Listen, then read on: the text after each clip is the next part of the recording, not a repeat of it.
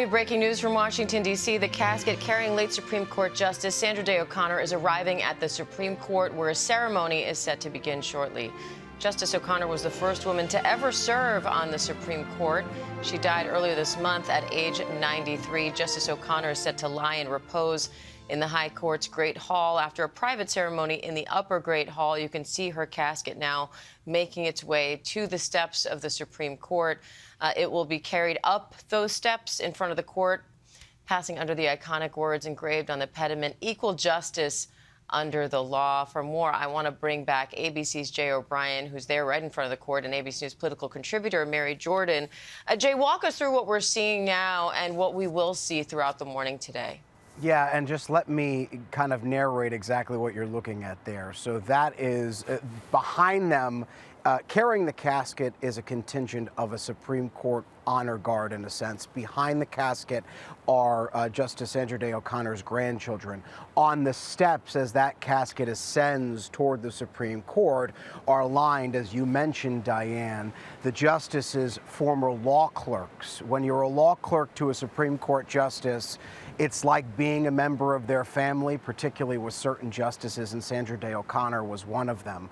And so you can imagine that this is an emotional day for those standing on those steps. As the casket processes into the Supreme Court, there will be a ceremony in which we'll hear from one former law clerk of Justice O'Connor, and then we will hear from we'll hear from her former law clerk, who is the Reverend Dr. Jane Fahey, and then we will hear from Justice Sonia Sotomayor as well. That will be in this ceremony. There was a larger funeral planned for tomorrow at the National Cathedral. Before that ceremony takes place, this casket is going to be placed on something called the Lincoln catafalque. The Lincoln catafalque is where caskets are placed when they lie in repose, either at the Supreme Court or under the Capitol Rotunda or other places here in Washington. It was actually created for Lincoln after Lincoln was assassinated, when he lied in repose under the Capitol dome. It was the first time anyone had ever done that.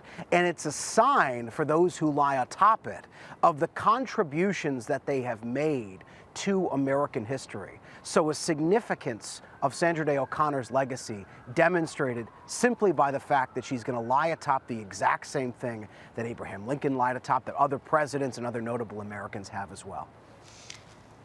Mary, watching these clerks, watching her casket, I keep thinking about what it must have been like for them to clerk for the first woman to ever serve on the High Court, the levels of history that they witnessed firsthand.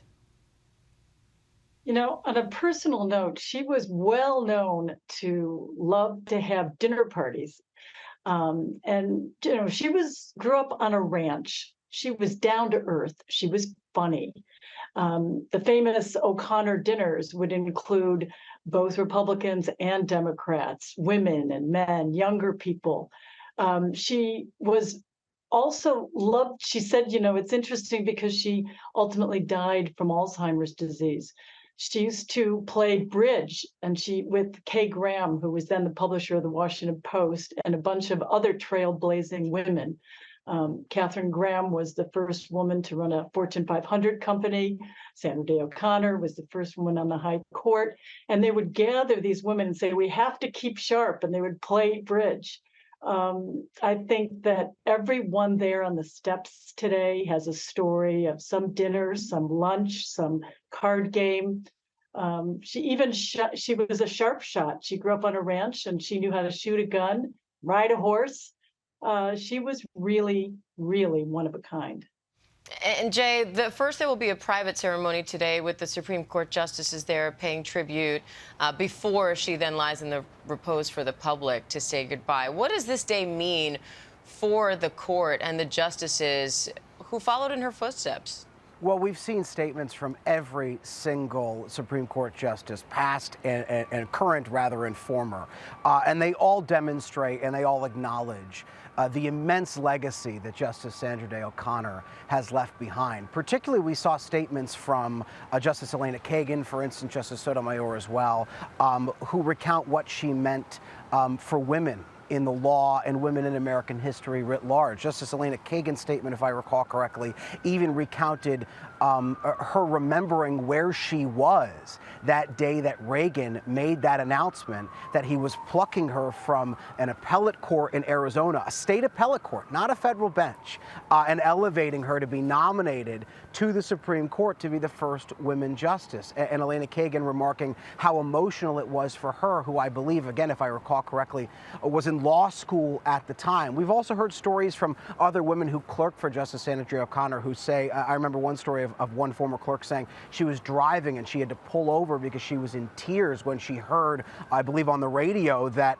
Reagan was nominating Sandra Day O'Connor. And when you talk about how unique she was, that she was a woman of the Southwest, that she knew how to grow up on a ranch, it was that really drew, in addition to her legal policy, Ronald Reagan to Sandra Day O'Connor. They had this meeting in the Oval Office where they talked about ranch life, and Reagan talked about his experience in the West as well. And after that meeting, Reagan said he didn't want to meet with anyone else. He was so taken by Sandra Day O'Connor that was his choice for nominee. And it goes to show you just the immense impact that she's had on American history and the American history that she's been able to reach out and touch firsthand.